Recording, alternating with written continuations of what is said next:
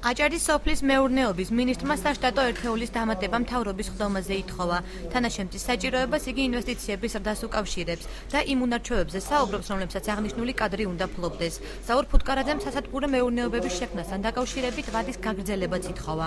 გვინდა რომ მეტი ინვესტიციები იყოს მოძებნილი უცხოეთთან, მეტი ურთიერთობა გქონდეს დონორებთან, ორგანიზაციებთან, მეტი სიახლე მივიღოთ, მეტი გამოცდილება სოფლის მეურნეობაში და ამისათვის ვითხოვეთ ერთი სასტატო ერთეული. გარდა იმისა, რომ უნდა იყოს სოფლის მეურნეობის სპეციალისტი ალბათ, პლუს დაემატება ის, რომ უნდა გქონდეს გამოცდილება უცხოეთთან, გამოცდილება გქონდეს თანამშრომლობასთან და ასე შემდეგ. აჭარის ფინანსთა და ეკონომიკის სამინისტროს წარმომადგენლებმა დღესვე ორ კომპანიას მშენებლობის ვადები გაუგრძელეს.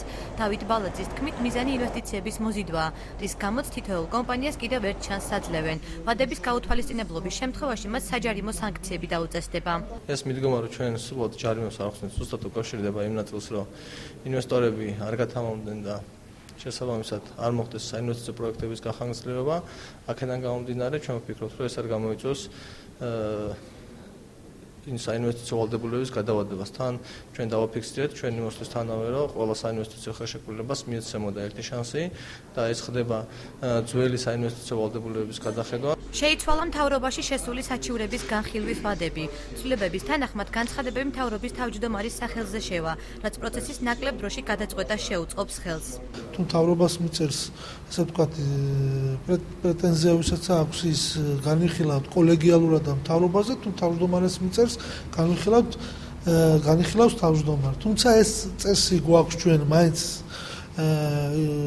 ასე ვთქვათ, ადაპტირებული ვართ ამაზე და მაინც იურიდიული დეპარტამენტი ყურირებს ამ თემას ჩვენ მთავრობაში და ყველა საკითხი მხარეების შეთანხმებით ხდება. დღესვე აჭარის მთავრობის თავმჯდომარე 17 წლის დარეჯან დიასამიძის დაკარგვის ფაქტს გამოეხმაურა და აღნიშნა, რომ სამძებრო სამუშაოები გაძლიერებულია.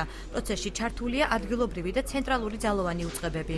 ინფორმაცია ახალი არ არის. მინდა გითხრათ, რომ ბატონი ირაკლი ღარიბაშვილი, შინაგან საქმეთა მინისტრი საკუთარ კონტროლზე ყავს საყვანელი ეს საკითხი, ის ძალიან ბევრ დროს უთმობს ამას და აჭარის ფარგლებს გასცდა ეს საკითხი, მთლიანად მობილიზებულია სამინისტროს ყველა სტრუქტურა, ყველა ქვედანაყოფი, ყველა სამსახური, რომელიც ასე თუ ისე, რომელსაც ეხება ეს საკითხი, ამიტომ ჯერჯერობით არ არის ახალი ინფორმაცია, არის მოსაზრებები, არის ეჭვები, თუმცა ეს ყველაფერი ალბათ ახლო პერიოდში გადაწყდება. სხდომაზე სკოლებში ბიბლიოთეკების შექმნასა და ჯანდაცვის პროგრამების გაგრძელების შესახებაც იმსჯელეს. მთავრობის სხდომაზე სულ 10 საკითხი განიხილებოდა.